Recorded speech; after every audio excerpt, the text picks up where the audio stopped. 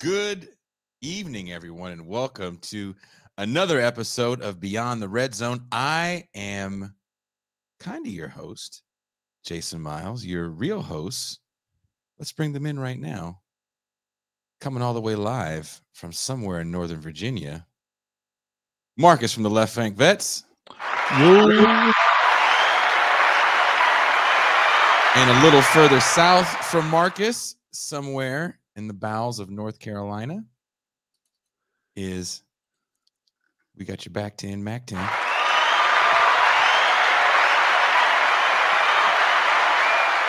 Cheers, gentlemen. Cheers. How are you guys doing? Good. And I was gonna say a shout out to your name, Djene Bajalan. Me, Djene. Me, Djene Bajalan. Yeah, I think if Djene woke up with as much hair as you do, he would be at first freaked out, but then probably exceptionally delighted.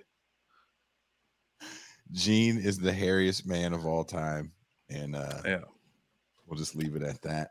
But I'm good. Tomorrow will be the return of for This Is Revolution people watching the show. Tomorrow will be the return of Pascal Robert. He'll be back on. Oh, shout out to the homie, the old school homie, Stanley Slaughter. What up, Stanley? You know what? Everybody's getting applause today. This is like Arsenio back in the day. Yeah. Is Djene a hobbit? No, he's Hobbit more like what are like the little fucking teddy bear creatures in the Star Wars? Ewoks. Ewok. Yeah, I think that's more accurate. I love Djene. This I love is the Djene. funniest shit I've ever seen.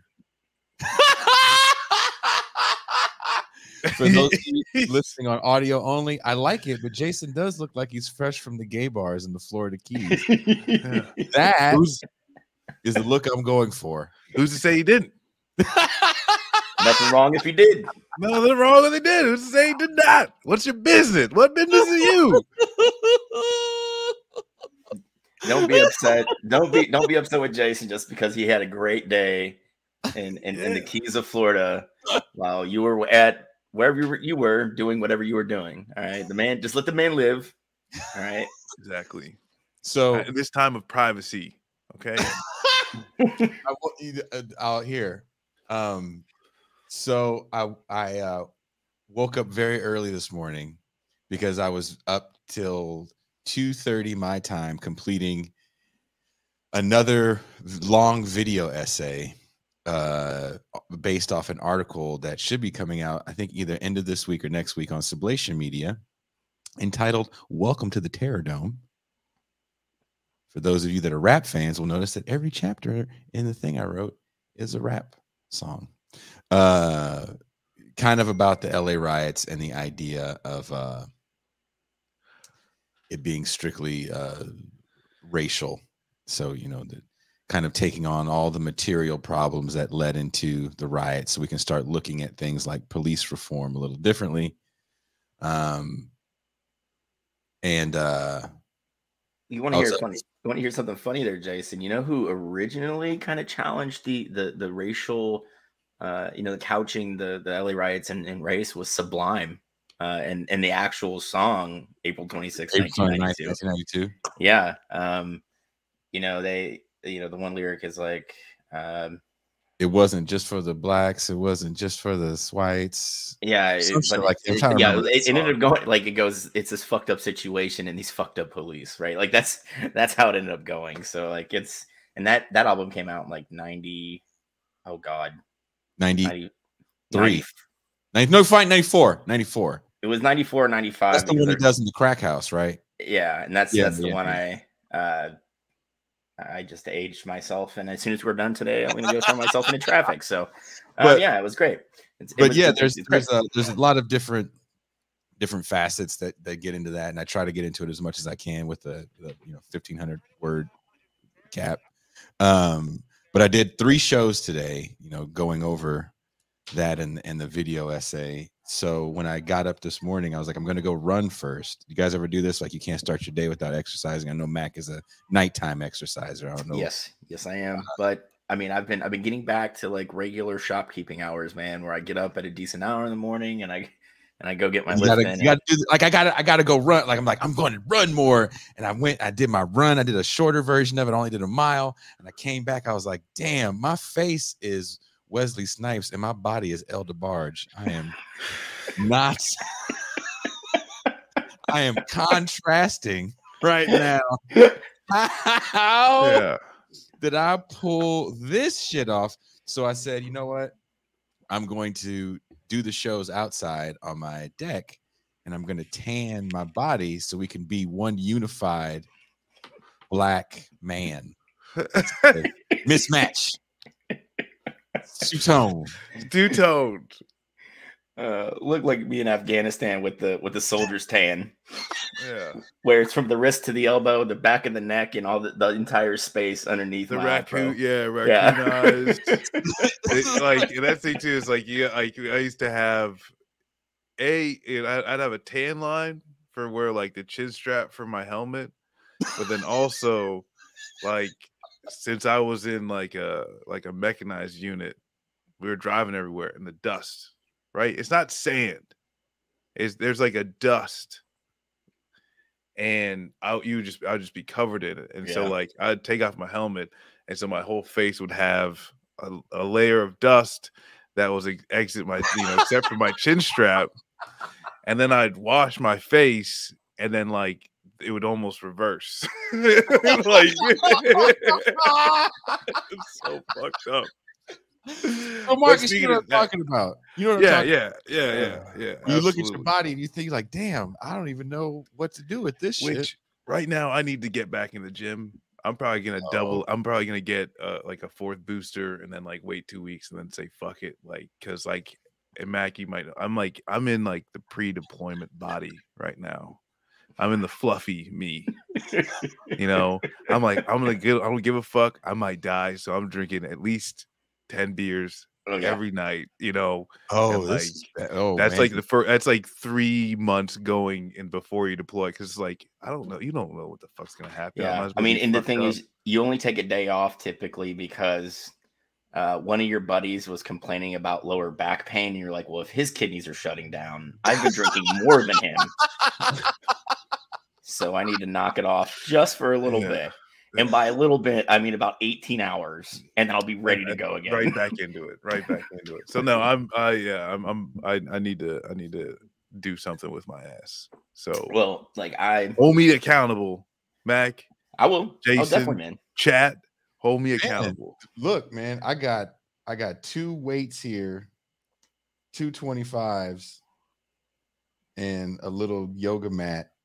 And I run, and I have a whole bunch of other exercises that I do. I can send you my workout plan. I will say that you will sweat very hard.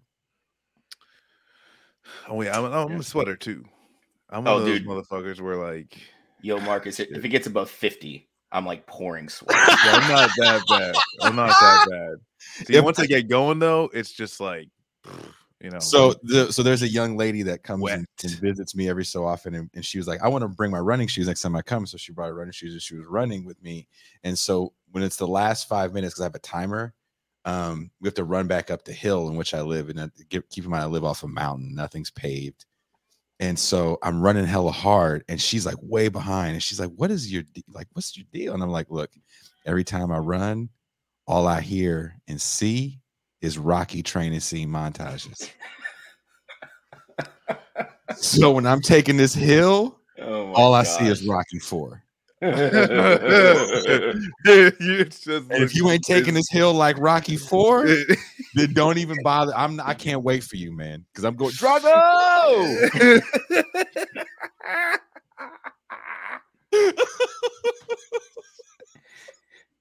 No, see, I gotta get less fluffy because I'm taking a trip and I gotta look good for it. So, which like that seems like, I mean, Jason, like you're planning to come out the East Coast and all that stuff like that. I'm like, oh fuck, like motherfuckers are gonna see me, and like so, like I need to get back to. Clock is ticking. You got like 6 weeks. 6 weeks is good enough. That's good enough. That's good enough. Diet. Nah. Nothing's gonna happen. You gotta change all that. No. Stop what do you mean? What are you talking about? I eat well. Okay.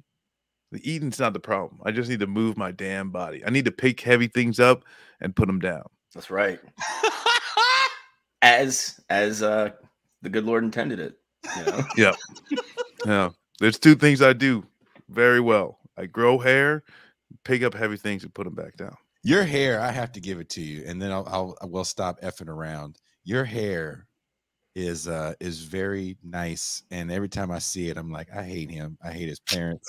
It's like I hate his Jamaican heritage.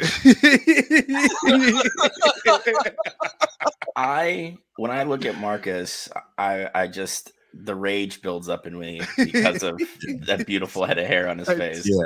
And then he hits you with that shit. He takes the shit and just does this. Yeah. It's like one day I'm gonna be missing. I'm gonna like missing, and then Mac is gonna come with the left side, takes it on the right. He's Coming just in no like matter the what he Wonder does, Twins. he's just killing it. I'm just gonna wear a t-shirt because my hair is fire. But I don't know. And actually too is I'm gonna try and fucking shoehorn two of the first, quick hit topics together if I could. Because of the shut up and dribble comments. Yeah. I mean, I thought that was a pretty important one considering what was it just a couple years ago? Laura Ingraham? Yeah.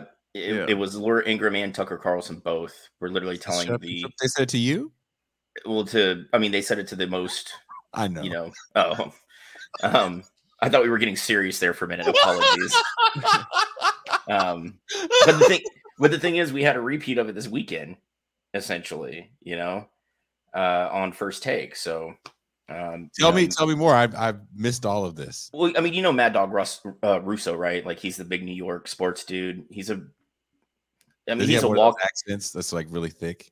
No, but he's a walking bag of smashed ass. He just gets paid to talk shit, and he's made a living doing that. And for whatever reason, ESPN decided that they were going to bring him on as like on-air talent. They brought in Rush Limbaugh.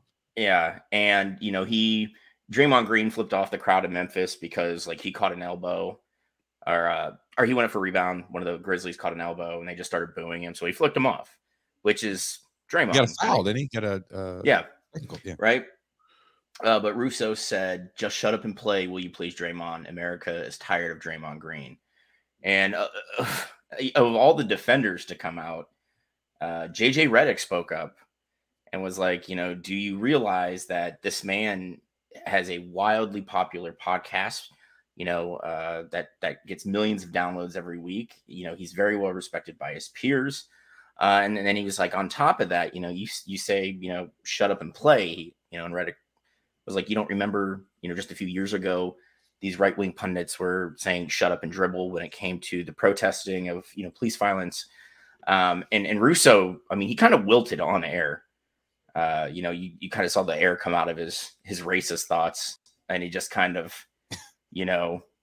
got really sheepish. But like, we're still seeing this shit on, the biggest sports network in the country and one of the largest in the world. Yep. And this is the one that essentially, is known throughout the country in right-wing circles as like the, the woke ESPN, and I'm not going to watch it anymore. But it's just like, dude, if you continue to bring on people like Russo and some of these other more like well-known sports talk radio guys, and we've talked about this before, like how poisonous, sports talk radio is. If you bring them on to these big kind of platforms like First Take, like what are you expecting to actually happen? Because like I was surprised at Redick. I was glad he said something. I just didn't expect, because he was always a pretty quiet player. He wasn't a very outspoken dude. Yeah. But it's good to see him, I guess, sticking up for his former peers in the NBA. with his platform on ESPN. But like when I saw that clip, I was like, holy shit, man. Like, and that's the first thing I thought of was the shut up and dribble. Yeah. From Ingram and Carlson. Well, and I think which I don't know if Jason needed to get the laugh track ready. I think Redick just being able to remember, like the shut up and dribble was pretty popular, so him responding was an easy layup. Or did you want to? Either way works. But no, and like honestly though, I think that's like something like in that specific instance is something where I don't know if there was a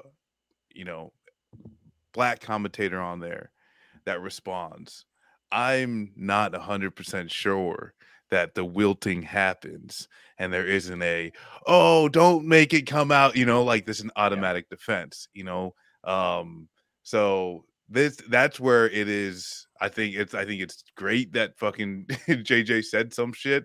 But this is where even like black commentators have responded to fucking shit, and it usually just goes into a don't put me in that category. I'm not racist, right? But yeah, I think JJ Redick was able to like literally deliver it, and just you could see the guy fucking turn it just absolute fucking melted ice, instantly. But no, and that's I guess that's the one thing that I think needs to still happen, but really too, and also this is more of I think media, and I'd say too is like it's not that sports talk radio is toxic, talk radio is toxic, and like I have to say too is like out of just people just saying words, sports radio is actually probably less. It's conservative as fuck, but because they're not talking about politics necessarily, it's not as bad as actually the majority of people just speaking over the radio, and even to this day. And then last thing is the bringing the people on the show. That's also something where, especially too, when you come to the news, like name one absolute dog shit devil of a human being in the Trump administration that hasn't been able to go on NBC, like go on any of the channels, right? Not just Fox, because Mick Mulvaney's on fucking CBS News. Yeah, which so like that is something where like, I mean, because there is a large portion of the United States who are pieces of shit. So pieces of shit are going to get airtime. Yeah. I mean, look, I listen to, I can't speak that I listen to maybe as much as a guy like Mac, who actually, does drive when he's not doing this. So I'm sure if you're a smart man, you probably have some sort of Spotify or playlist or something. A lot of podcasts. But I'm not, look, Marcus probably lives a similar life. I can go multiple weeks without putting gas in my car because I don't really go anywhere. And the few times I do leave the house, sometimes I just turn it on. There's one station that's in English here, and it's a San Diego station, but their towers in Tijuana. And it's a sports station, so it's kind of like, oh, that's how I knew I was supposed to live here. I was like, oh, it's meant to be. But it's at night. They have a show that's. I almost wanted to call the station, and I was like, do you guys know this dude is saying this stuff about black people like on air, like it's the 40s? Yeah. And I think for sports, for a lot of people, it's like get your politics out of my sports. So, which everything's politics. Because they like black people, because they're like, well, I like black guys. The one that catches the ball, I love him. I got his jersey. Yeah. Like, okay, I'll give you a real example. I'll give you guys a real example. One year I was at what's that festival that you people had never heard of, but it makes a lot of money? You went to Fire Festival? Oh. Bottle Rock. It's in Napa, California. Did you say it went to Fire Festival? No, it wasn't Fire. That motherfucker wasn't hiring anybody. So you went just to enjoy yourself. You went to relax. You're like, this sounds like a good idea. Bottle Rock is what Fire Festival thought it was, but it's a very, very high-end wine and high-end food festival. And they bring a lot of big-time chefs and wineries in from the surrounding area in Napa and Santa Rosa. And there was one guy that was being extremely difficult. And everyone was coming up. Even white people were coming. They're like, we think this guy's racist. Like, he was like offensive. Holy shit. Downright offensive. I mean, you got to be wearing a Klan hood for white people to get up. One of those white guys, or even the white. I think this guy. So what do they say, right? Wow. They say, Jason, can you go deal with right? So I walk over to the guy, no fooling. His son has a Giants hat on. My favorite baseball team is the San Francisco Giants. I was like, the Giants? I think I saw Barry Bonds. And Barry Bonds was there, actually. Barry and his dad were really hanging out. Ken Griffey and his dad were there. It was actually kind of cool. Shit, I think I saw Barry Bonds. And the dude comes up, he goes, his favorite player is Barry Bonds. Barry Bonds is the greatest baseball player of all times. And I'm looking at this dude, and I had overheard him be like he's very rude to women. He was just really difficult. And we start talking about Barry Bonds. And he goes, this steroid stuff is crap. Would a black man do drugs? He's defending. I know two people that defend Barry Bonds this hard. Adolph Reed and his daddy, and Barry Bonds' daddy. That's it. So nobody, this white man is a very close third. And this dude is just so, and he gives me his card. He gives me his card. He goes, if you're ever in the area and you want to eat at my restaurant, you let them know that I said it's like, I mean, this is, $100 a plate ass restaurant. It sounds like my own personal hell, actually. But that's how these people think, right? They're like, this is not, I'm not racist because I love Barry Bonds to this level. Ergo, when I say all these jungle monkeys need to leave the city so I can watch a game, I don't mean Barry Bonds. I mean jungle monkeys. Well, that's the thing is that there's like this belief, because like that, like motherfuckers internalize this shit that like, no, there is a difference between the races, but there's a few good ones. And like the thing is too is like, as soon as you walk up and you start talking about Barry Bonds, you're instantly one of the good ones. Yeah. And as long as you don't say anything out of line, you stay there. Or as long as you could keep it focused on Barry Bonds, right? Like this is where, it's all fucking good. But I mean, oh my God. I mean, I remember like this one restaurant, this fucking couple I used to work for. And I don't know, I can't remember what the fuck, like the parents, like the people who own this shit like order some type of food. And I remember saying like, oh, he probably's never tasted this before. And like the way, I just like looked at him, I'm just I looked like I was just like, God damn. You know what I'm saying? Mm-hmm. Like I know exactly what the fuck you're saying, Mm-hmm.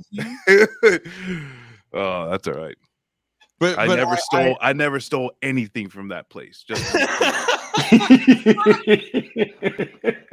I'm glad you didn't say that because Jack Dorsey is still supplying me with lightning cables from everything I took. Or actually, I shouldn't say like I did. They didn't care. But I mean, I think we all agree that there's a certain. You can go to a sporting event, and that's definitely a situation where you are going to be in a crowd full of people that may be racist as hell. But as long as you got the same right colors on.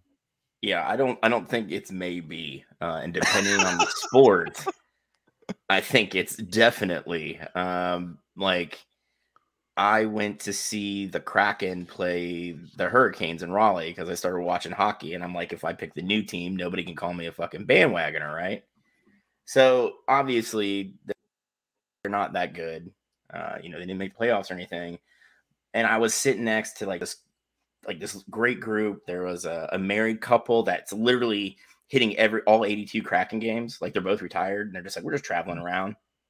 So like they're sitting there explaining the rules of the game to my kids, And then there were these like assholes that directly in front of me that were smashed by the end of the first period, right? And the pure invective that came out of their mouth was alarming. And it quickly went down like the racist rabbit hole where oh my gosh, dude, like, you know what? I might be a Kraken fan because there's no black players on the team or in the entire minor league system, right? Oh wow. And the Hurricanes have like 3 or 4, which is actually a big number for a hockey club. Like, let's face it, they weren't very quick to embrace people of color for quite a while. Yeah. Fuck, I remember the one. Even like live-ass Canada. Live-ass Canada. And then you go to Regina, Saskatchewan, and realize that they may be more racist there than they are down here, and that's saying something. But I think really though, like the thing is, though, is like most of the black players in the NHL are Canadian. Like it's just like because like what Negroes did you grow up with? That's like well, that's what I'm saying though. It's like they're like that's what I'm saying though. It's like people like they're like, oh hey, they got some black players. It was like, but yeah, these are Canadian motherfuckers. I remember like there was a Blue Jackets player, fucking, I don't know, fucking. I don't know where you can Pierre Picard or some shit, and it was like, yeah, this dude's from fucking. Well, you guys are from cold places, though. Did you? And I'm asking this like seriously because I don't know.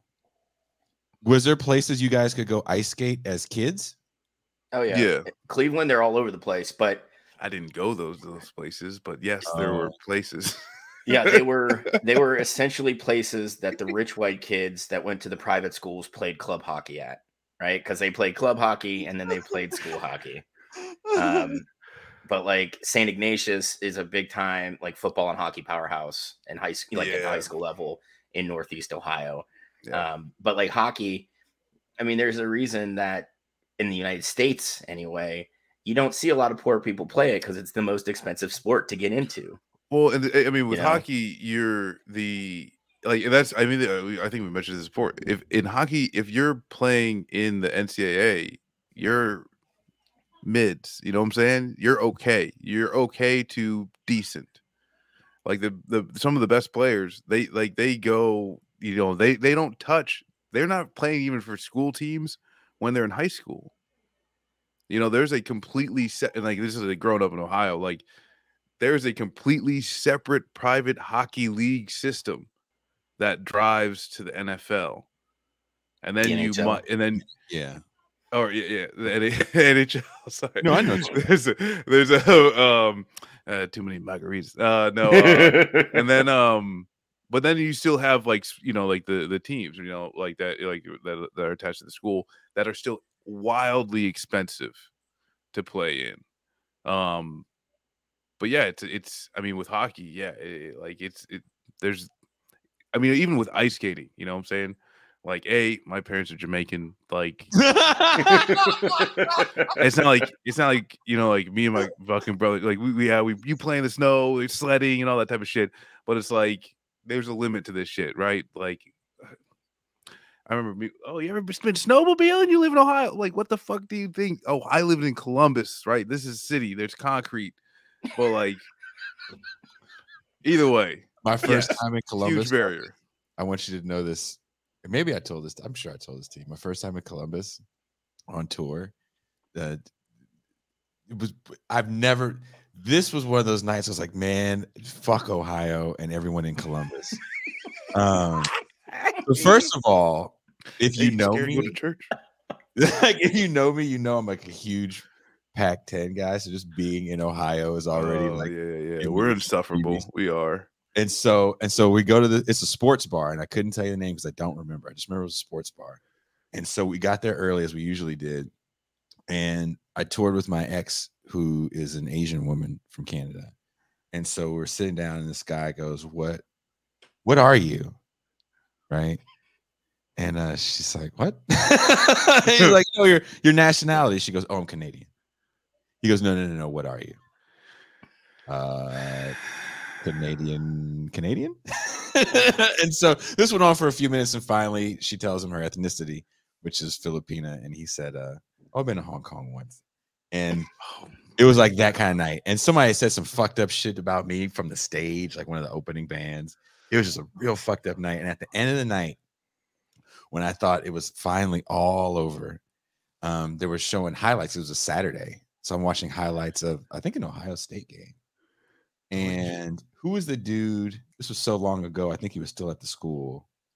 The quarterback that got kicked out for Terrell Pryor. Yeah. I swear it was him. Anyway, watching the highlights, there's a white dude standing next to me, like pretty close next to me, like about this far away. And then we had talked like the whole night. And we're watching the highlights. He looks over and he goes, "Oh man, look at that monkey run." I was like, man, fuck Columbus. Motherfuck Columbus. It took like 3 years for us to even go back to Columbus, Ohio. Damn. Yeah. Ohio isn't what you would call a good place.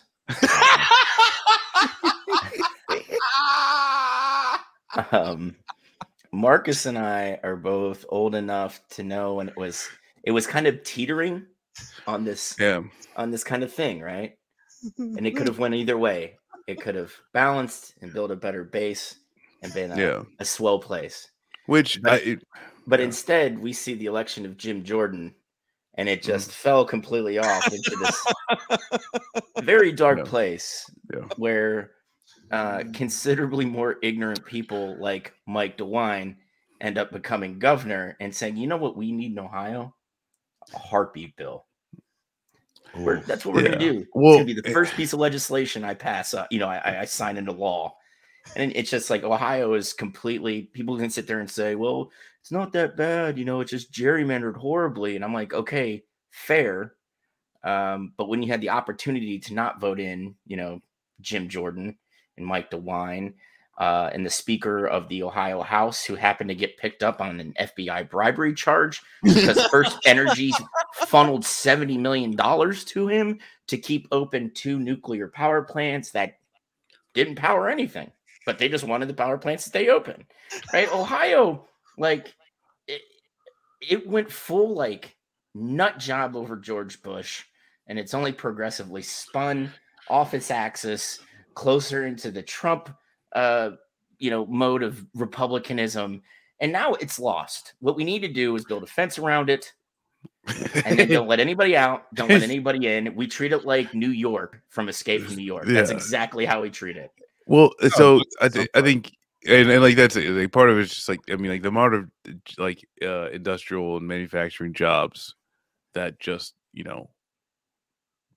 flew the fuck out of Ohio, and like Cleveland's famous for it, but it happened, like this happened something across the country, and that's the thing is too, it's like that you never come back from that.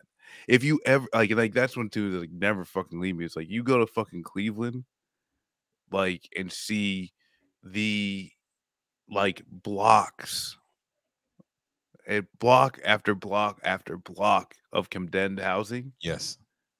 Like, and to understand, oh shit, like Cincinnati was a lot more resilient. Fucking, and I think too, it's like even in these past few years, and this is something that where like Democrats just fucking suck, and now we're just completely talking about politics. But like,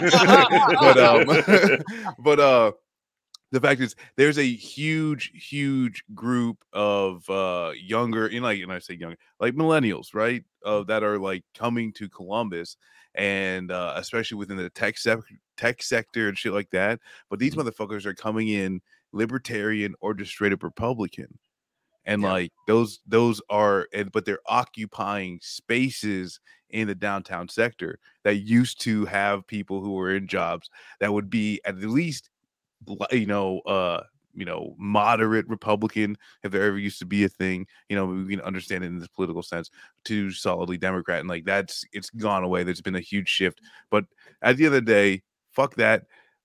Sports. Let's talk. That's what a lot of the articles about. So stay tuned for the article coming out on Sublation Media called Video Essays coming out this Wednesday, and we'll be putting together a crew of people to do the after show recap with. So Wednesday. Sunday. Back to sports. All right. Back to sports. Yeah. Which I giving time back, and I did want to mention there is these systemic failures in society that I think come through in sport, and there's something that, like, we're not going to dive too much into, like the Kentucky Derby and any animal type fucking racing and all these type of things, but this is one of those things where we mentioned and like actually sorry, not sorry, Jason, horse semen is the most expensive liquid on the planet. You've got the Kentucky Derby and all these things that get a lot of the fucking hype anytime they come around, but they're largely just for the elite, and only the elite can participate in these things. Oh yeah. And are you and me ever going to take it Churchill Downs? Fuck no, dude. Fuck no. And one, I wouldn't want to. I'm probably going to set these motherfuckers free if you let me in there. Fuck yeah. And then I'm going to buy every jockey 3 to 4 hamburgers and say, eat it. Bitch, stop starving yourself. That's right. The horses, the Burger King. That's right. Hit the drive-thru, man. But I think across the board, from there's just remnants from an era that should be long gone. And like horse racing in all its fashions, dog racing, and this is just like separate iteration. You drive down to like dog fighting, cock fighting, all these fucking things that I don't know. Really, it's like these are some of the things, like the issues with sports and some of the ills that are just like you're just being inhumane to another fucking being on this planet. That I don't think necessarily like the socialist revolution that's just it's coming any day now. Like these they may not necessarily fucking fix, and it's gonna take some time to actually say like no, like stop beating the shit out of this fucking horse. We don't need to do this. Yeah, and stop allowing the people that ride the horses to continually abuse themselves just to make sure they're light enough to give themselves a competitive advantage over their peers. I will say this: when the inevitable socialist revolution comes, I hear any comrade that claims, you know what, we should keep horse racing around, you're just getting a fucking wall in Minecraft. Okay, you're the horse. Yeah, you just volunteered to be the horse. I'm gonna put a jockey on your back, and he's gonna hit you with a whip. Yeah. Okay, that's what's gonna happen. But yeah, I mean, I don't like this. It's a vestige of that kind of antebellum, aristocratic outlook. What Jack fucking Harlow got picked up by 2 black dudes, so he didn't have to walk through dirt to get his shoes dirty. Yeah. Saw that video, was not excited. Yeah, like one, I think Jack Harlow's a piece of shit anyway, because when he was at the Celtics playoff game, the camera dude who he was sitting directly behind is just trying to do his job. He's working for a nationally a big company. The company that is carrying this game and streaming it into our homes. And what do you see Jack Harlow do? That he records himself with his cell phone doing? Just starts playing with the knobs on the side of it. And laughing about it. Well, so of course, because like, why would you expect an adult to act anything other than like a fucking 13-year-old? Yeah, so that guy can eat shit, and I hope he gets a brand new like pair of kicks, and somebody like literally just drops a dirty fucking diaper on him and ruins them. That's what I hope. I want him to have dirty shoes the rest of his life. And I appreciate Jason putting the link to the proof. All right, we have receipts, not like actual receipts. I can't afford it, but like Marcus has got a he's like, you know what? I'm not buying NFTs. I spent $30,000 on horse semen. You know what's fucked up though? It's like $30,000. It's not gonna get you a lot. Like this shit is expensive. Yeah, I mean, his partner was very upset with him. Trust me, but like he managed to smooth it over. Yeah, it's like, trust me, okay? It's like Bitcoin. We just got to ride the dip. It's fine. That's right. The NFTs will bounce back. I promise. Yeah, Right? absolutely. Well, oh shit, we didn't even get to the first thing, but Yeah, I'm not too Canelo. much into boxing. So if you want to which is just hit us unfortunate. on. Can you tell me about the fight, because I missed the fight, and in watching all these YouTube videos where people get knocked out and shit, or like fight breakdowns. I've been watching Canelo Alvarez fight breakdowns. That cat is really slippery. So He's Canelo Alvarez. how did is he the get? He's a Well, really good fighter. You have to think he's 5'8". Is he 5'8"? Yeah, he's my height. Manlet. Short king, actually. Sorry. Yes, short king, definitely. But the dude, he turned pro fighting at 140. He won his first belt at 156 in junior middleweight, won belts at middleweight, and now he's the only ever unified super middleweight champ. Like he did what Bernard Hopkins couldn't do, right? He unified all 4 belts. A couple years ago, he fought Sergey Kovalev, who was a light heavyweight champion, and he beat him and then immediately vacated the belt to drop back down in weight. But at this point, Kovalev was kind of like punch drunk. He wasn't the fighter he was. Dmitry Bivol, if you look at, depending on whose list you're looking at, is easily in the top 3 fighters on the planet right now. Right. And what he is he naturally walks around at like 200 pounds and cuts down to 175. Right. Oh, okay. Canelo he doesn't use power. Oh God, no, dude. Okay. He's got a lot of pop, and for a dude his size, he's a very good defensive fighter. Whereas like Canelo, probably walks around maybe at 175, maybe 180. He's not a really big dude, and he typically fights at 168, so it's not a big cut. And he's fighting dudes more his size, so he has a lot of pop, right? Well, he's moving up to fight a guy that's a giant. I think he moved up to 200. He moved up to 175. Yeah. But you got this guy that cuts down from 200 and Dmitry Bivol, and Bivol just fired a jab, kept himself covered up, and Canelo could never get like a rhythm going to flash his power, because that's where Canelo gets you. His hand speed's so good. Yes. He can hit you from weird angles, and then he generates power everywhere. So he can force you to drop your hands, and he's got amazing head movement. Oh yeah. He's really fun to watch. Like if you just want to watch a fighter with great movement, with style, the footage I've seen of this kid, I'm like, I wouldn't want to see you in an alley. Yeah, I mean, and before this fight, like there were talks he was going to fight a cruiserweight, which is 200, between 200 and 220. Like he, at this point, he's really just like kind of chasing belts and padding his resume, which I get. Is that the downfall, you guys think, of certain fighters? I mean, we saw this with Roy Jones kind of later in his career, after he just really dominated the mid-tier divisions and started to slowly move up to a softer. I mean, if you remember when he was fighting in heavyweight, it really wasn't dominate. It wasn't the heavyweight division that we see now. Yeah. Like heavyweights are back. Like, yeah. Remember that joke Chris Rock had about like, poor fighters being the best fighters? Remember that joke? I see a lot of Russians. Oh yeah. Well, it's not so much Russian. You're getting Russians, you're getting Ukrainians. Eastern Europeans. Yeah. It's a lot of Eastern Europeans from the old Soviet bloc. Where boxing is still wildly popular, and they're on another level. A lot of look. If my son came to me, who he thinks he likes fighting right now, and I don't know how serious he is. I don't think he's that serious. But a lot of cats like, I don't want to get hit. I'm gonna dribble a ball.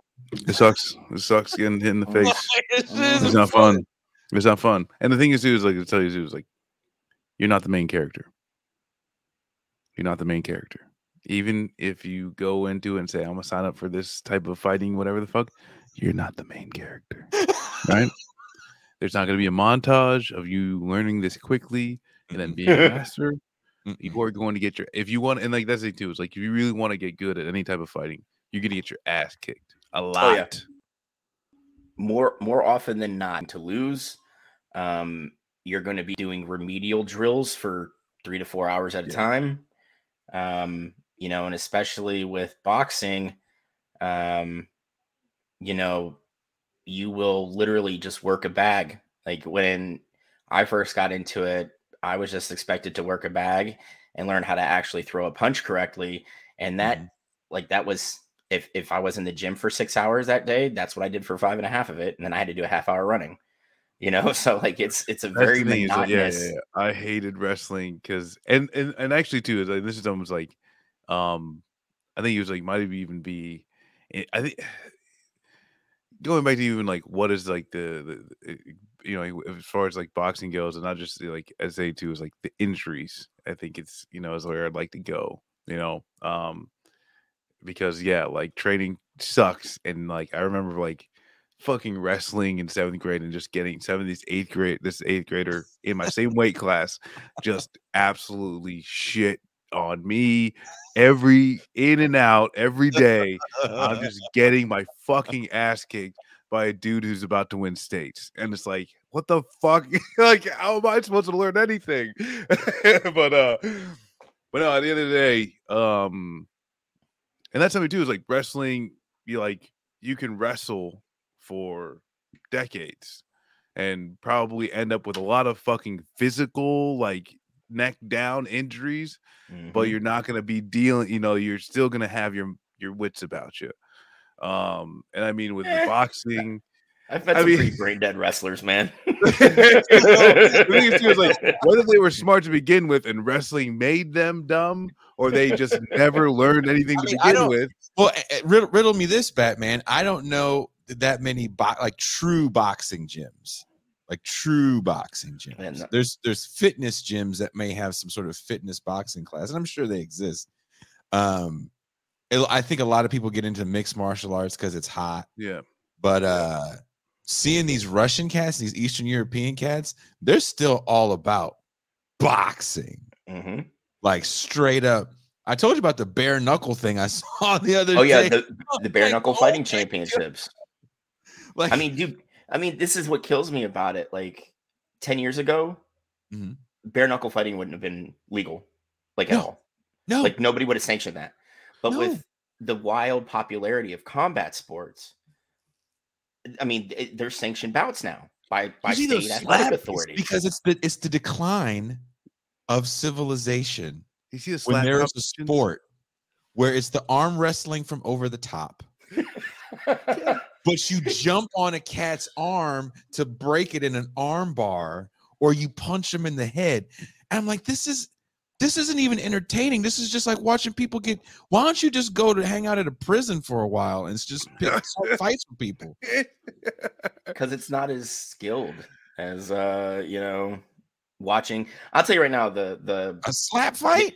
The UFC fight this weekend was amazing because Oliveira, you know, took the best of Gaethje and then ended up just choking him the fuck out. It was beautiful. It was a thing of beauty. And I mean, that's why I'm into the sport like the way I am. I love boxing so much more than MMA because I grew up boxing. You know, I have professional bouts under my belt, and it's kind of a shit show now because America's not as invested in it as a developmental sport the way it used to be. But when you look at the pay discrepancy between boxers and mixed martial artists, why do you think we're seeing all these mixed fights now? Because MMA guys want to get paid the way boxers do. Because boxers make a shit ton. I mean, there were guys on the undercard for the UFC fight this week that posted like their pay stub and their takeaway pay, you know, after a 4-month, you know, fight camp and paying out the cut man and their trainer and their nutritionist. They're going to walk away with like $8,000. You know, like. I mean, like that's to do is like boxing still got old money. You know, like that's the thing too. Like boxing is still got the old, like it's the remnants of being the only combat sport in town. And it's still got style that MMA is. People are still learning what a MMA style fight looks like, because if you see two dudes wrestling on the ground, it doesn't look like. If you don't know what's going on, if you don't know these are the holds, this is how you get out of a hold, and this is a defense move, and it just kind of looks like a street fight to a lot of people, whereas boxing still has the quote unquote sweet science. Well, I think boxing's getting way better because athlete training's on another level right now, and you got dudes now knowing don't get beat in the head during all your training, and I think we're seeing guys fight a little longer into their careers. Look at Bernard Hopkins, Jason. He fought until he was 53 years old and was a light heavyweight champ at 51. You know, like you're absolutely right. These dudes are taking better care of themselves. Mm-hmm. You know, Hopkins was always a very defensive fighter to begin with. He didn't take a lot of shots. You know, and a lot of these fighters, without sacrificing, the offensive part of boxing, are learning, great defensive techniques to ensure that, like Bivol did this weekend, he didn't really get hit in the face, but like his shoulders and his chest were bruised because he was able to shift and slide away from Canelo's punches, where that's where he took it, So I mean, did Canelo get knocked out? No, it went the full 12, man. And Bivol won it by a wide margin. They only gave Canelo, like, one card only had Canelo winning 3 rounds. So like he was, at one point, Canelo, I think in the 6th or 7th round, he only landed 24 punches, which is insane because this dude normally lands several hundred in a fight. Bivol just mad. Yeah, he gets some of those angles you see him punch people on. You're like, how does that hit him? And then you watch it in slow mo. You're like, oh, that's how it hit him. Yeah, it's as far as those, like, where do boxers go though? Because like after you get to your own weight class and like your next, whether you jump down, like whatever's better naturally, whether to jump up or jump down, like you kind of gotta keep doing this type of thing, right? Where like you just keep branching out. Well, because and that's a lot of guys move up because what they do is they clean out their old divisions, and that's what Canelo's done at light, middle, and pretty much has done at super middle.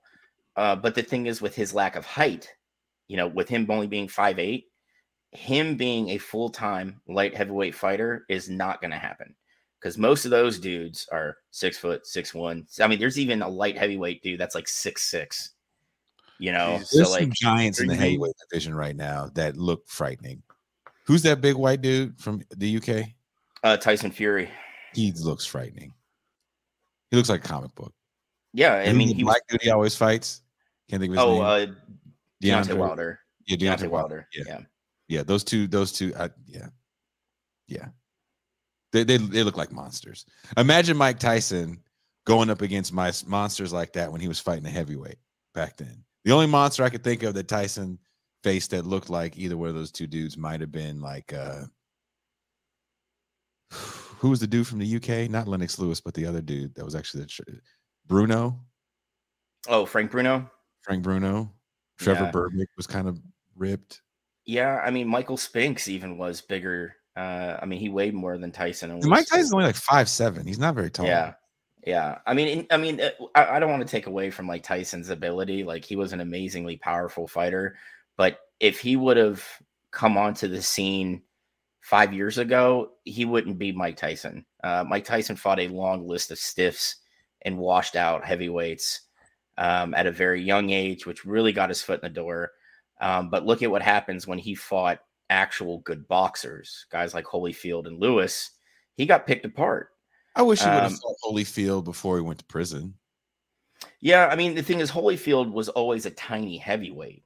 He didn't like fighting a cruiserweight because you got to think cruiserweight is the last weight class to be added to boxing, and that happened in the early 80s. And they did that so dudes would stop saying, hey, man, I'm going to go from light heavy to heavyweight. So you go from 175 to over 220. Like, these guys were just getting demolished, So they're like, we're going to put an intermediate weight class in there. So they make the cruiserweight division, which is 200 to like 210. right? And heavyweight's 220 and up. But there is talk right now of putting a weight class between cruiser and heavy, lifting up the heavyweight like floor to 225 or 230, and then capping it at 260, and then doing super heavyweight. That way, I mean, because they want to do for heavier weights what they did for lighter weights, which is where you had a jump, like a new weight class every 7 or 7.5 pounds. I mean, I think Tyson, I went back, I fell down this rabbit hole where this dude did all these Tyson videos of, different knockouts he had, different fights he had. And it brought me back to being a little kid and just being in love with HBO boxing. Oh yeah, with Lampley and even watching ESPN fights with my dad when I would stay with my dad on the weekends, and seeing two tomato cans fight. But like thinking about Tyson fighting back then, and I think we can get a bit dismissive, but the way he was destroying contenders. I'm not talking about before he wins the title. That's just the MO of fighting. You're going to fight some tomato cans before you get serious. When he destroyed Trevor Berbick, who was like the guy for a while, because I watched a fair share of Trevor Berbick fights on HBO. He destroyed that man. He was destroying people. And I think with Tyson, we always have the great if, because he loses some of his best years behind bars. Yeah. And he comes back and he's not the same human that he was. I mean, I wouldn't even just say it was the prison. It was Customato dying. I think that's when you really saw a drop off in his give a fuck. When he kind of really got wrapped up in the limelight of being that larger than life personality. D'Amato was the only guy that could keep him grounded. And when he lost that, essentially you had Don King, who ended up in charge and essentially running his life, stealing from him. Like, let's face it, Don King's done a hell of a lot more bad than good. And I don't give a shit what anybody else says. I don't care how many fighters he's put in the ring and given the opportunity to make money and be on TV. But what he does to his fighters is he chews them up, he spits them out, and he robs them blind. And then those guys end up punch drunk with nothing. Yep. How many people have Jeff Bezos given the opportunity to potentially die in one of their fucking factories, right? Like Don King's the same fucking boat. Like, that's an interest. Yeah, Don King to me is all the same. Mike Tyson's maturity has been actually something to really, I don't want to say marvel at, but kind of admire. Even him beating up the dude on the airplane. Like, I watched the whole tape. Like, I might have done the same thing. Well, and that's, I mean, like, yeah, like, stop, right? It's like, don't mess with fucking people. Don't mess with Mike Tyson. Like, what do you think is gonna happen? The dude is one of the most don't mess with Marcus famous left flank vets. You might have done the same thing. Well, that's the thing though. Is like, I'm not world famous for punching people in the head. Mike Tyson is. He's quite proficient at it, actually. But I do want to ask the question: where were you when the ear was bitten? I was at my now deceased Aunt Joanne's house in Hercules, California, with my cousins and a bunch of friends from school, because her daughter went to the same high school as me.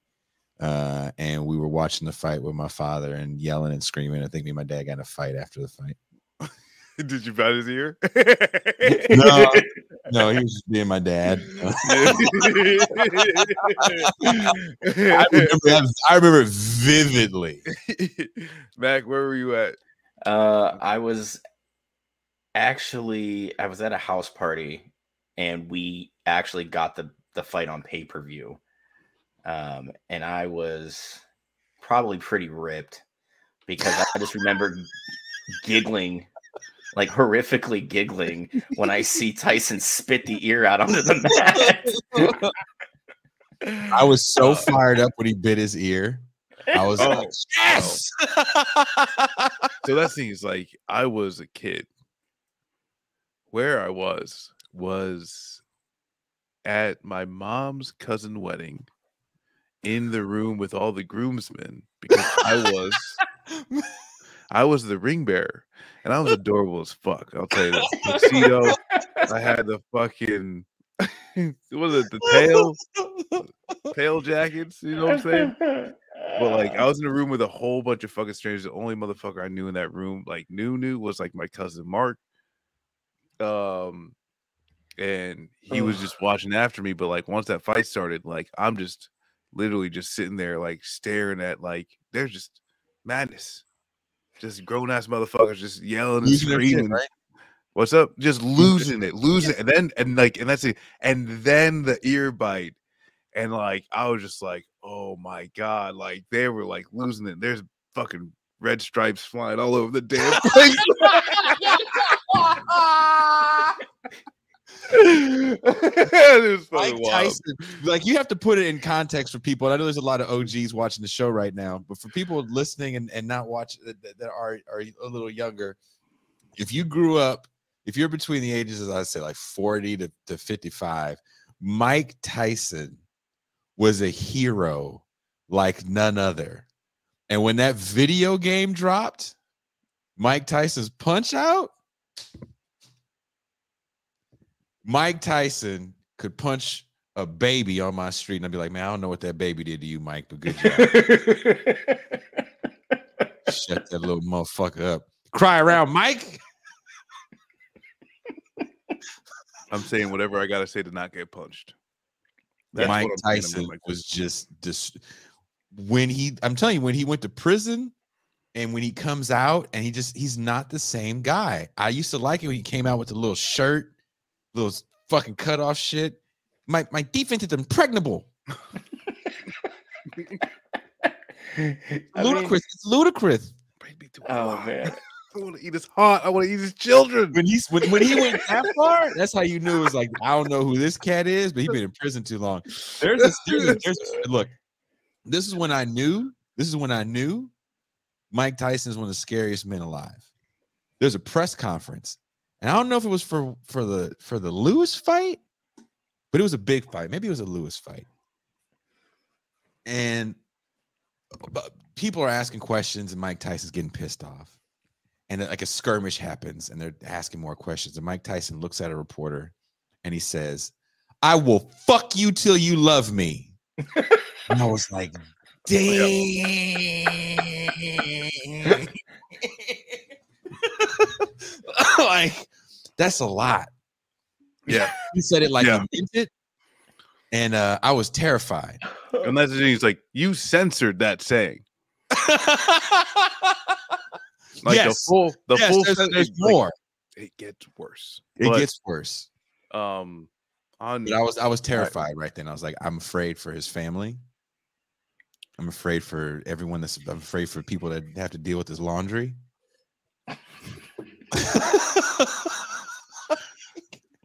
That's a whole different mindset that you're getting into when you yell that at a person.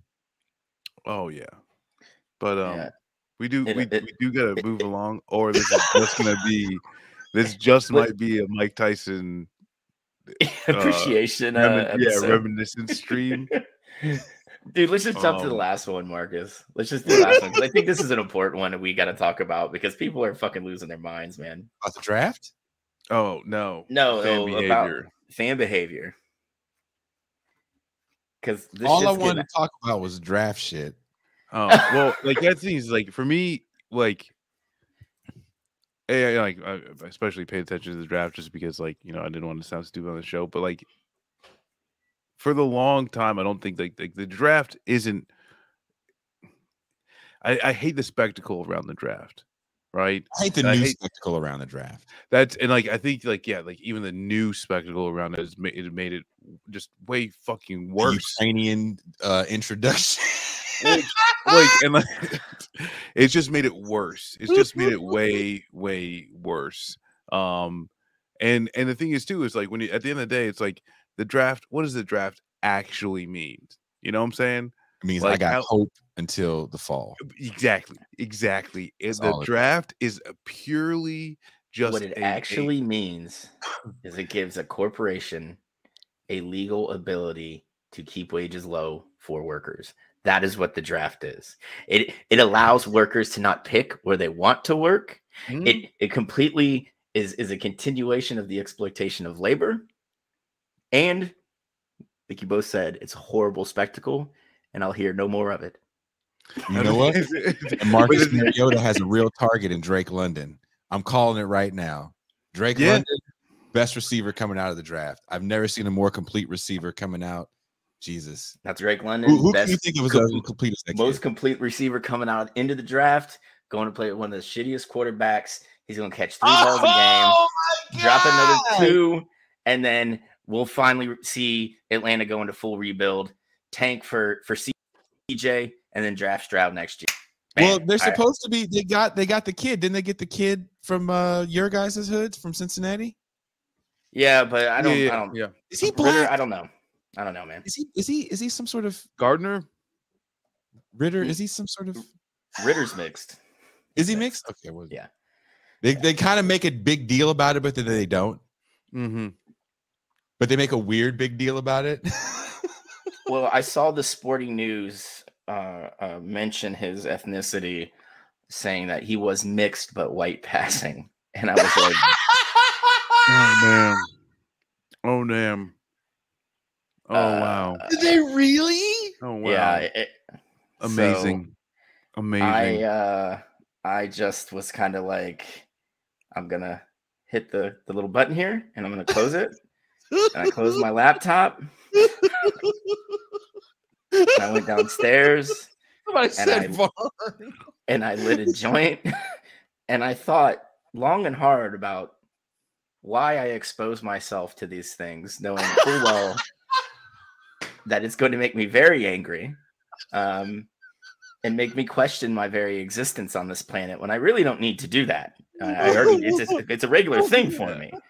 But I just didn't make it worse, But so that's why I just went and smoked a joint. I was like, you know what? We're gonna call it a day on draft stuff. They always talk about like his love for his grandma, and I'm like, is it? Yeah. Mm-hmm. Oh wow, she's the white one. Damn, it's bad. I don't know. That kid kind of dirty. I don't know what was worse, what they did to Ritter or what they did to Willis. Malik Willis, the QB from Liberty that got drafted by Tennessee. Round, right? Third or fourth. I can't remember off the top of my head. Yeah. I have been smoking a lot of weed. Dealing with back pain. So, but when he slid out of the first round, what do you think the fucking pundits started saying immedately? Was it a maturity thing? Can't read a defense properly. Mm-hmm. He's not a mature enough quarterback. He's not this. He's not that. There were a couple people that even said, hey, maybe he should think about moving positions. And I'm like, dude, he is 6 foot, 190 pounds. Whoever drafts him is going to have to load up like 20 pounds of muscle on him. Right? Like he's not big enough to play anywhere else. And this dude's been a quarterback his entire life. Like it's a little late to pull the trigger on a position switch. But it's also, it went back to that same black QB trope. They're not smart. They're not mature enough. They're not, But they did a whole thing about the riots. No, they're not woke yet. Black lives, no, they don't matter. They have it written in paint. They got it on the helmet, educate, elevate, and all that other. No? And racism. Did they not end the race? No. All for one, one for all. Hand in hand. No. My annoyance, or I guess and Mac, you're 100% right. As far as like the material fucking realities that what the draft enables the NFL to do, 100%, right? This new unproven, and like unproven in the NFL, because like playing in college is two, and in the NFL is two different things. What type of pies? I saw that too. Are there some fruit-based ones, like a little tart, maybe like a cherry? I'm totally down. I just want to know right now. I want like a chicken pot variety. Oh, okay. So you're going savory. I went sweet. You know what? I'm with you on that one though, Marcus. A savory pie would be delicious right now. Can we get some chicken pot pies? Oh, this is but no, with the thing that like for me with the draft too is that there's no telling. You know what I'm saying? And like we've talked, I think it was last week or the week before. You know, it's like the most busts of the first pick. You know, but like really, you never know. And the thing is too is like it really just like football is an incredibly violent physical sport. Yes. So just off of the injuries alone, you never know. Yep. You know, like I could have sworn Andy Katzenmoyer was gonna fucking kill 30 quarterbacks in his 15-year career. And guess what? You know, guess what? He was picked 25th overall in '98 by the Patriots, who are my favorite team, and I was super excited because I'm like my favorite Buckeye ever. Had good my seasons. Favorite team, and he was going to be amazing.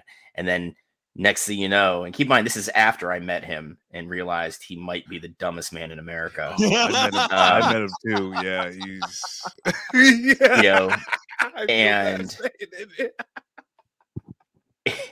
in his first like summer practice, he doesn't even get to participate because he has to have a neck fusion surgery. And then, you know, after that first season, Belichick, you know, being Belichick, is like, you know, we're going to give him a chance to really, you know, come back and be a great member of this team in the years to come. You know, and then he never gets on the field. He never sees the field. And then when they interviewed him like a couple years later, because he never officially like retired, you know, he was just like, yeah, you know, I didn't realize like how hard rehab would be, you know, like it was just really hard. And I was just like, man, I just want to go out on the field and play, you know, but like it's a neck and all the doctors are like, hey man, if you get hit wrong, they're like, you could be paralyzed. I was like, what? Paralyzed?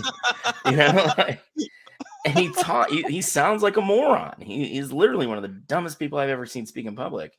And that's saying something because I was in the infantry for 16 years. But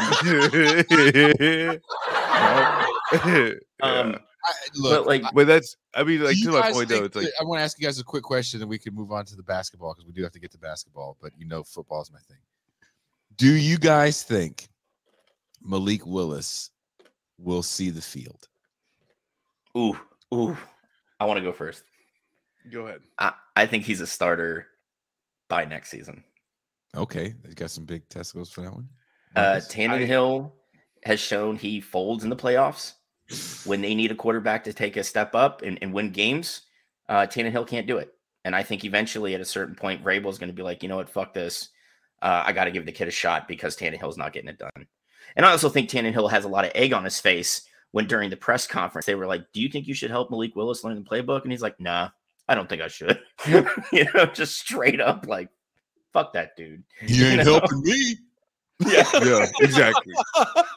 Is he gonna help me throw a tight spiral? No, probably not. I'd actually agree too, but then also too, it's like because of that, and also it's like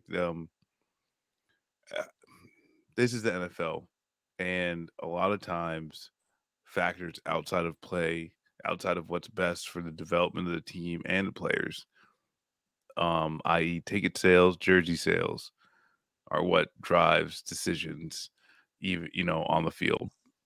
And so, yeah, I think he's gonna play this season, probably sooner than later. And Trey Lance thing, like I got some packages for you. Yeah, but if not, just getting pressure from higher ups, owners, and everything like that, saying get this motherfucker in because we need to start fucking selling jerseys and tickets. Yeah, I mean, and I think it's only a matter of time. Vrabel was catching hell about making offensive adjustments after Derrick Henry went down last year, and the offense just stopped moving the ball because they had no Mariota. Mariota. I don't care what you say. Mariota's throwing 35 touchdowns this season.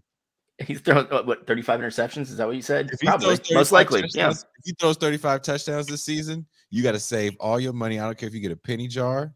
I don't care if you break into people's houses and go in their couch and take the change.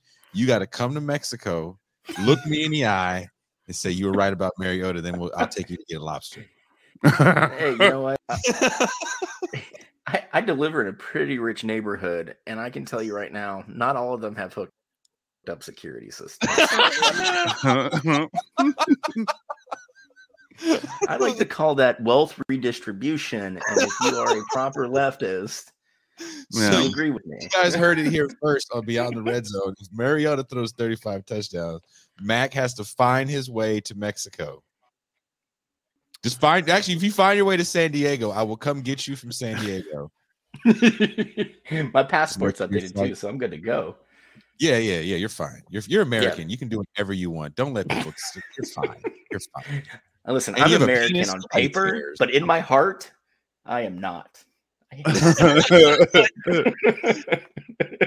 like my friends that are male would tell me like, oh, dude, you don't need a passport. You don't need a passport. You're fine. You're fine. And I was actually talking to this one woman. I was like, oh, just come over. My friend says it's fine. And then she goes, but I'm a woman and they do treat us very differently there at the border. And I have crossed with no passport and they kept me in a room for some time trying to. Oh, I was like, oh, never crossed my mind. Listen, I've seen We're the Millers. I know it just takes a couple hundred pesos to get me safely across the border. Okay. No problem.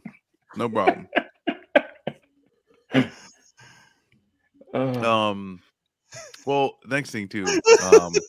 Thank you, Gigi, for pointing this out. My partner just ripped out the power to this computer. I'm glad Gigi pointed that out. No.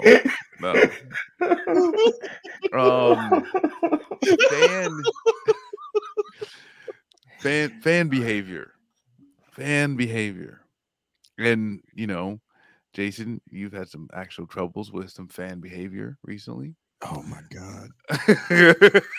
I'm glad that shit finally stopped. And when I was in videos, that's when it was too much. But take the wheel. We've had some instances of fans getting about it, and this is something that we didn't get to talk about. I can't even remember which it was. Yeah, just last episode we were gonna hit it, but then we got the giggles and started talking about other shit like we do now. So. Okay. All right. I wanted Marcus. Come on, you got a good segue. Come on, do it. Turn that corner. Turn that corner. Stop whipping me like a horse, Jason. No, you got Yankees fans booed and injuries to the Guardians outfielder Stephen Kwan after teammate Miles Straw climbed the outfield wall. I can't even read out to return.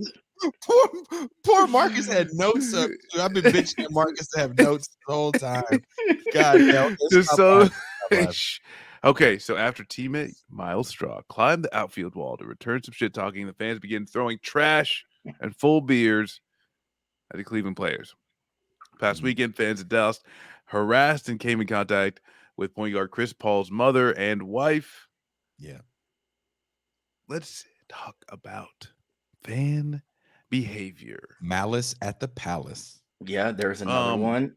I mean, did we get fucked up? We've seen this, like it's been a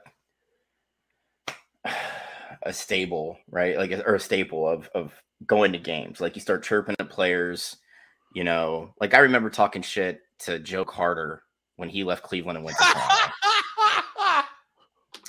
Right? I'm like, oh, you had to leave Cleveland to go win a fucking World Series. I was like 10 or 11, running my fucking mouth. And Greg Swindell never needed you. Yeah, Oddibe McDowell was a much better outfielder. But like chirping's one thing, but like fans are really getting like ridiculous now. Like I was really surprised because I was watching the Yankees Cleveland series, and dude, Yankees fans were literally flagging the beer dude down, getting the beer, and then immediately just throwing it at Cleveland outfielders. Right? Kwan got injured laying out for a catch, to try and catch a ball, and they just started throwing shit at him and dumping beer on him, like by hanging over the wall, as he's laying on the ground. And Miles Straw was just like, nah, fuck that. So he literally just climbs the wall and just starts like firing back, at the fans. And when they were like, yo, like, what did you say to him? And he's like, dude, I told him straight up that you're the worst fucking fans I've ever played in front of. You shouldn't be like, we're out here working and you're shitting on me and my friend, my teammate, my fan who just got injured for your entertainment, and I like, that's bad. But I think the Chris Paul thing's worse because that was his mom and his wife that were sitting in seats he paid for in Dallas. And I think he was like maybe 17 or 18, like is like like talking shit to his wife.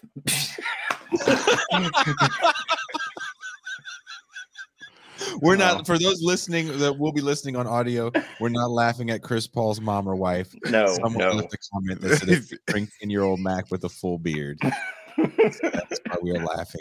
I actually feel really bad for Chris Paul. And it was, you could tell it was a bougie ass white family, like the mom and the kid, like, and they were shocked. They're like, oh, you're gonna kick us out? Like, you were literally sitting there talking shit to Chris Paul's wife and his mother, and the kid put his hands on Chris Paul's wife, and all Dallas, the at the American Airlines Arena, they escorted them out and then released a statement that they're banned for a year. Like, that was the punishment for literally talking shit to a man's wife and his mother on Mother's Day, mind you, and then putting hands on them.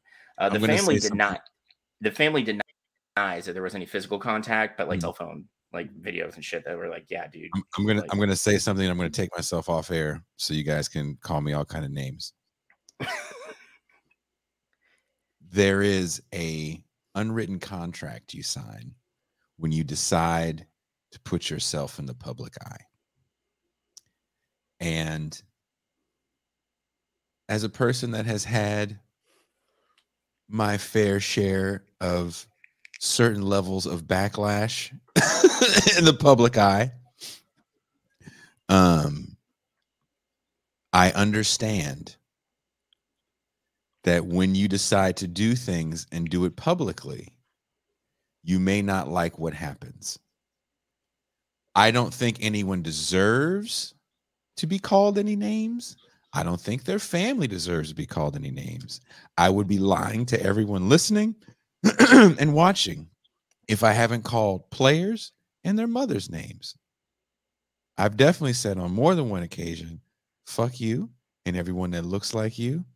Fuck your worthless ass mama. I've said horrible things, yelled horrible things. I don't know. I would never put my hands on somebody, play. That's just out of line, but it's part of the relationship. Does that relationship constantly cross lines? Yes, constantly. And I don't know how those lines are drawn. Me personally, I try to draw them myself. When I could go out on stage, I could definitely draw a line. If you went too far, we could resolve the habitual line stepping that happens, right? It's a little harder to do when you're an athlete. And I think you saw when I say the malice at the palace, that was a situation where people felt they could throw shit at Ron Artest. They wanted to see what he was going to do. Yeah. I think there's kind of like there's kind of like two lines. And this is kind of how I've always seen it. And growing up an Ohio State fan, where there's some people who don't even say, the M in Michigan, let alone the things that they will say directly to, Michigan players at any and all opportunity, or a Michigan fan. I've seen grown men outside of the Horseshoe screaming at kids in Michigan jerseys. And that's the thing, is like there is a line that gets crossed every game day. And then when it comes to the actual players and on the field, you know, yeah, there's something that too. It's like outside of even like the United States, like when you're talking about like fucking soccer and the amount of work, international football, if the amount of work that, especially within the European context, that they've had to do to work on just the explicit and violent racism that would happen. And you got to talk about like fucking people throwing bananas at black players. Yeah. Like that's something, like Mac, when we first started, it's like you go back to Cleveland throwing glass bottles. What? How long ago? That was called, actually, okay, if we're talking the glass bottles, that was the 10-cent beer night, which is been well documented is one of the dumbest promotions to do in a city that drinks the way Cleveland does. And loses the way Cleveland does. Yeah. And the sad thing is Cleveland was winning that game. And then when they started throwing shit on the field, they had to forfeit. Right? I'll make this one quick. If anybody doesn't know about it, in June 1974, I believe, the date could be wrong, Cleveland was a really bad team that wanted asses in seats, so they did the 10-cent beer night promotion where it was a dime a beer, and they had the stadium completely stocked. They had other trucks outside to bring in more kegs. They were starting to sell canned and bottled beer, and a play went against Cleveland, and people started booing and then started throwing shit onto the field. And if anybody remembers Billy Martin, he was the manager of the Rangers at the time. And then after the game, he's like, you know what, I'm glad they had to forfeit because I just really wanted to get the hell out of this fucking place. Like he's like, I hate Cleveland. But no, and that's something where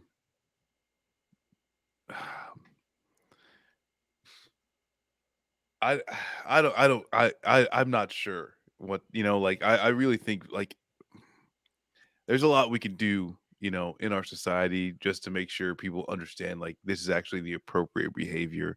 And like I don't know that like what how this comes about, but at the end of the day, it's like there's nothing that says like, yeah, we're just a bunch of fucking disgusting animals, to even like looking back to the behavior that I had sitting at the Horseshoe. Yeah, I mean, and like it's one thing to yell and scream, and I'll say this like the last thing is like it's one thing to yell, scream, you get those insults, and like 9 times out of 10, especially dudes like at these big sporting arenas, like depends on the sports, like it's like football.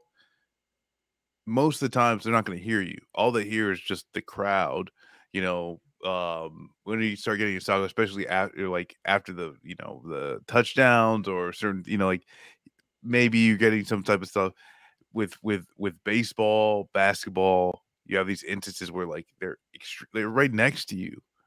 Especially like a fucking basketball player goes like towards out the end of the court, like, or you're just sitting down at your own fucking sideline. Like they're right fucking like there breathing on top of you. So some of these things I just think is like there should be just more of a separation for and like it could just be like honestly a few feet would do a lot to help. But also too of like fuck, we are disgusting as well, right? Of those Like, seats, though. That's you're paying so you can smell the action. Yeah. And I get all that. I get all that, but like yeah, I mean at the end of the day, like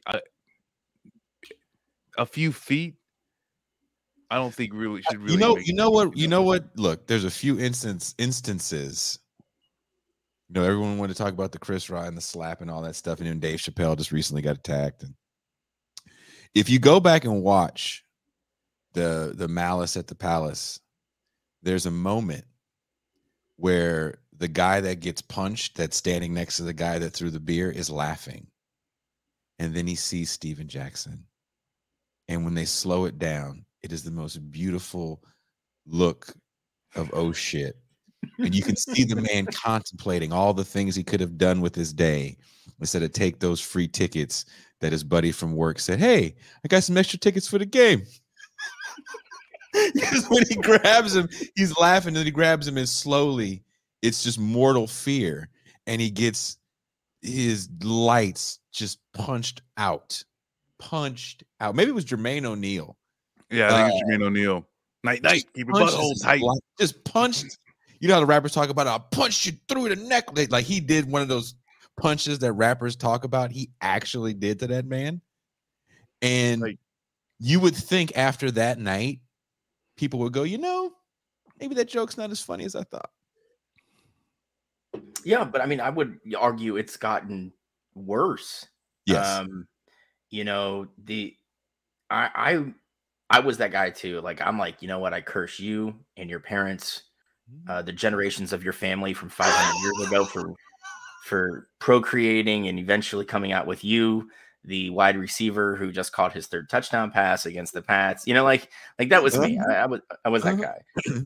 But I've mellowed out quite a bit because I've come to appreciate how hard these athletes do work.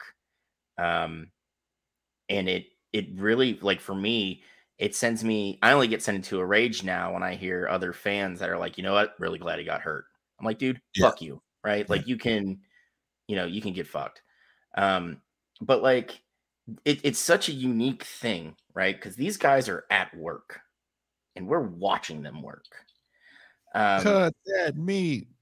Yeah, that's what I want. I want to pitch a show to where professional athletes come out to like regular people and just talk shit to them about how they're doing their job, right? But that's, like, the world.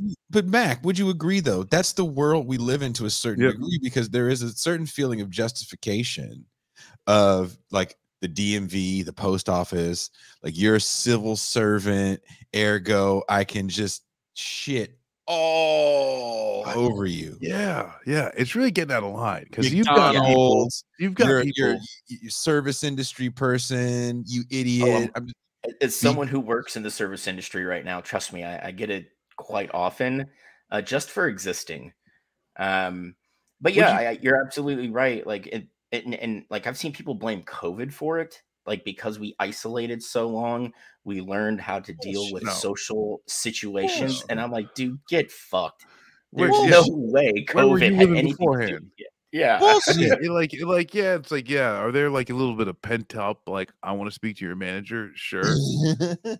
But I mean, like, at the end of the day, it's like, too, it's like you get like you said, it's like it's always been a thing. I think cell phone cameras, internet, like this helps make things more aware, but I mean, yeah, like you've got people just trying to, like, whether it's someone like fucking at McDonald's serving you fucking coffee. I mean, people are yelling outside the Supreme Court justices' houses now. Oh, and what did they ever do?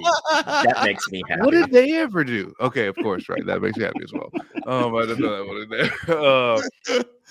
But like, they're just innocent bystanders. Okay, just taking a look at law. All right, making sure they got it right.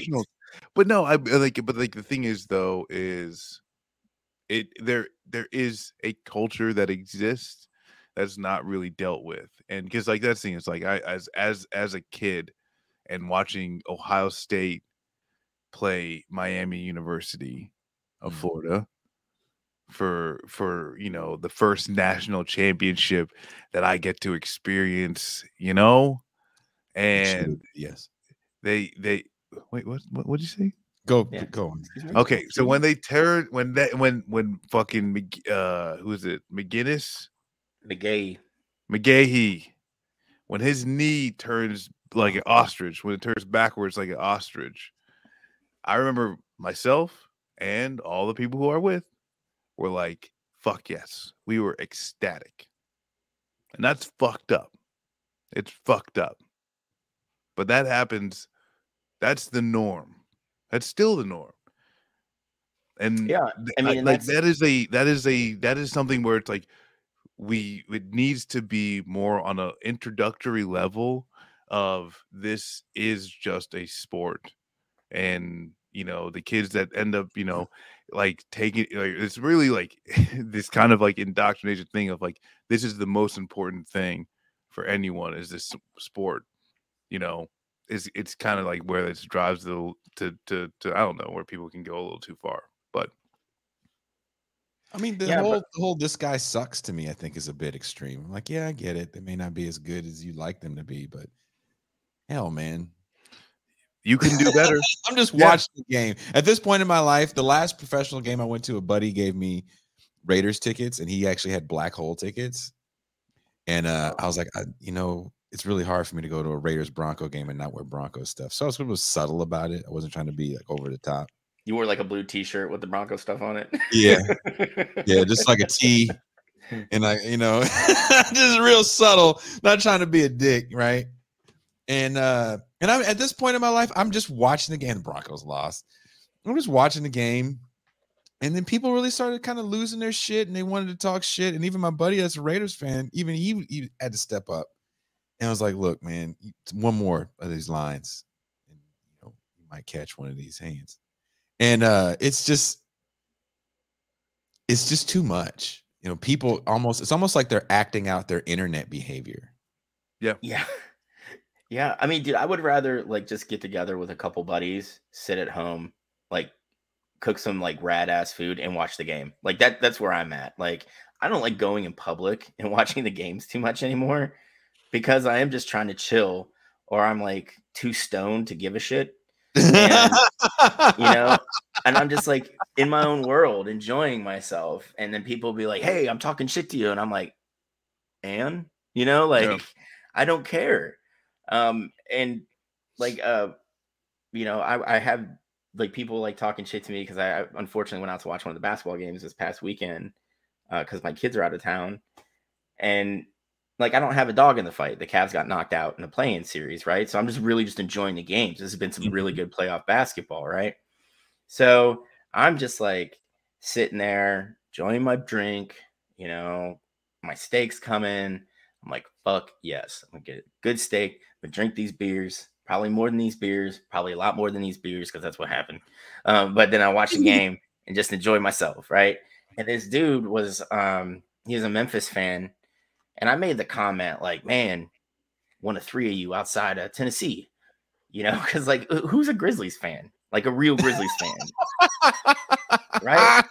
I mean, Justin Timberlake's one of them, but like, I don't know anybody else. Jessica Biel, I guess, would have to be by association, right? Because her husband is part owner, right? I've seen Matt Leck wear a Grizzlies hat, but it may have just been to fit his t-shirt color. He's a basketball fan through and through. I don't know if he's a fan of but team. Like, I make this comment just joking, and he like this just like, oh, what, you think I don't know nothing about the Grizzlies? I'm like, what was the first city they were in? And he was like, Memphis. In Memphis. I'm like, nah, dude. Nah. How many Grizzly Bears are in Memphis? Yeah, I was like, all right, dude. So like, beware the Grizzlies of Beale Street. Bro, I googled. It was the jazz players that came in here and scared all the Grizzly Bears away. There's as many Grizzlies in Memphis as there is in Utah. All right, like, so there's, needless to say, none at all. Right? But like, this dude's just like, he kept like getting in my face, and then I pulled up like, he's like, they were never in Canada, and I pulled up Bryant Reeves, their first ever damn Vancouver Grizzlies, dude. This is where they came from. And he was just like, oh, that don't mean nothing, man. Like, where, I love the Grizzlies. I'm like, that's cool, man. It was a fucking joke. Pipe down. And this guy just worked himself up into like this frenzy. And then like when I went outside to smoke a cigarette, he was just like, you know what, man, you got a lot of balls. I'm like, for making an offhand comment? I was like, dude, what is wrong with you? Like who hurt you, man? Like, do you want to Grizzlies did? Yeah. And I was just like, that is like fans now.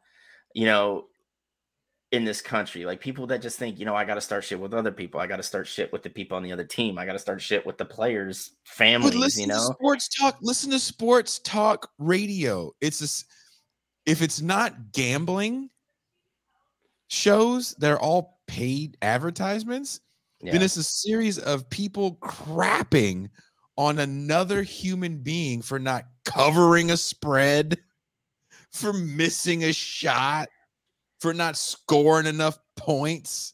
It's which, I mean, that's something is like with I mean, like I think it's obviously this type of shit happened, beforehand. Yes. I think fantasy sports doesn't help at all. No, not at all. Because then it's like you got people, fantasy absolutely fucking you got worst. people, you got people like, oh hey, I'm gonna talk shit about the other team, but then like one of their players. Riviera's over here openly advocating for a return of Corn, Puddle of Mud, and Limp Bizkit. I know shit referenced what is it, hot dog flavored water. Oh my gosh, the chocolate starfish and hot dog. Yeah, no shit referenced that the other fucking day. It's coming back. Look, it's getting late. Marcus is going to turn into a pumpkin, but I do want you guys to know, if you want to know why I live in Mexico, I want you to know why. Hold on, I'm going to show you why. Hold on. I want to show you why this is the greatest place ever. Oh Jesus! This is why. There better be something awesome coming. I've lived in California my entire life, and I've never been Bronco stuff. Oh my God! Look, and I can get this anywhere in town. Stand up. Stand up. Stand your black ass up. Let's see the whole thing. Oh my gosh, dude, that is amazing. Put your arms out. Oh my God! This is why. Like, I just want you to know. Hey, you want to know something else? I need to mix. It's not the only one. It's not the only one. I just want you to know that. What do you mean? You got multiple of the same? Oh, they got all kinds of styles. Oh my gosh. Look, there's two things I knew that this was going to be the place I'd retire in. One, when they told me how much the rent was. You almost got me. I had to move out there. And then number two, I was like, there's Broncos stuff everywhere. Everywhere. You know what the best part is, Marcus? Some of it's misspelled like Los Broncos, but with like a K.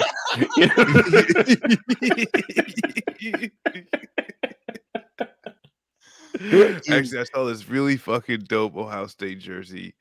I think we're in, I don't know, some fucking port. I can't remember. But the logo, like right in the center, it was upside down. Like, come on, y'all. We were in some part of Louisiana on tour. I got a picture of it somewhere. And they have bootleg Jordans at this gas station. At a gas station. He wasn't even dunking, he was doing a layup. He's at the free throw. Yeah, he has a finger roll. Oh my gosh.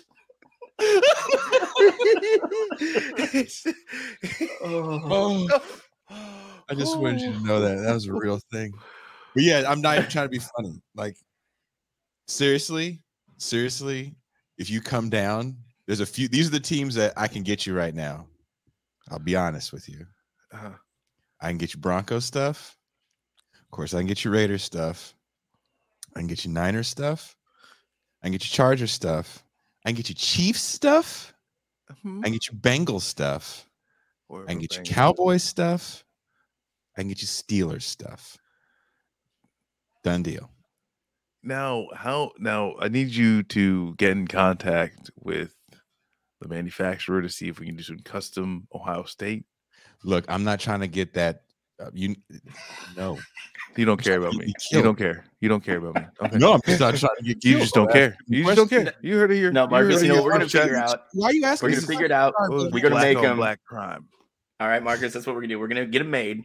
You can get a scarlet one. I'll get the gray one. And then one day we'll just show up wearing them. That's what we're going to show up with them. There's no college stuff here. There's no college stuff. There's not even like SC stuff here, surprisingly. But pro stuff, I can get almost every. Like, I'm still shocked at how many teams are hanging in the window. I'm like, damn, love where I live.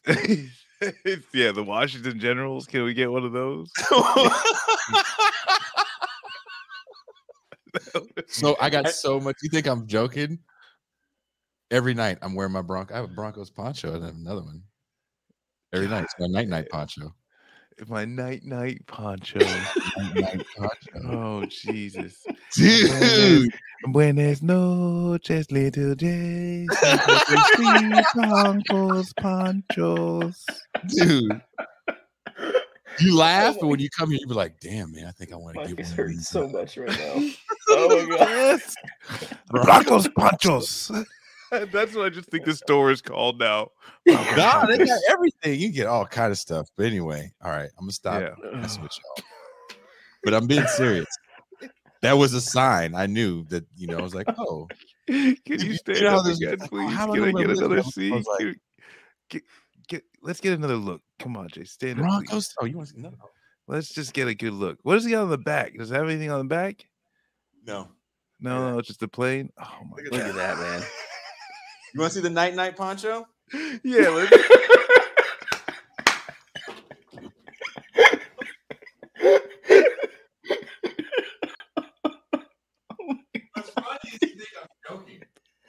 No, we know you're serious. What's funny is we know you're serious. Oh god. The night poncho. Oh my god. Like, this is coming on right when the show. Oh damn! Yeah. Okay. Yeah, of course. Those were legit, man. You remember those things, Marcus? I love those things. Yeah. I was like, I'm here for life. Why would you leave? You're a child. You're a child. You're a grown ass child. And you know what? There's nothing wrong with that, Marcus. My daughter came here. She said, "She goes, Dad, I was worried about you," and I was like, "We worried about this? What's we worried about? What are you worried about? Who could be worried? You want a night poncho, honey?"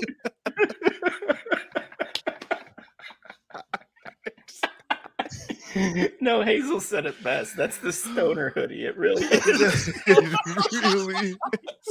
Like, if you came here, you would think I smoked so much weed and I was weird. But I'm like, nah, man. No, just it's cold at night and I'm a Bronco fan. Yeah, that's it. Oh my god. Take us out of the stream before my fucking partner leaves my ass. Okay. So hey, I can send a night poncho to your house if you want. I'm gonna just need it to sleep outside.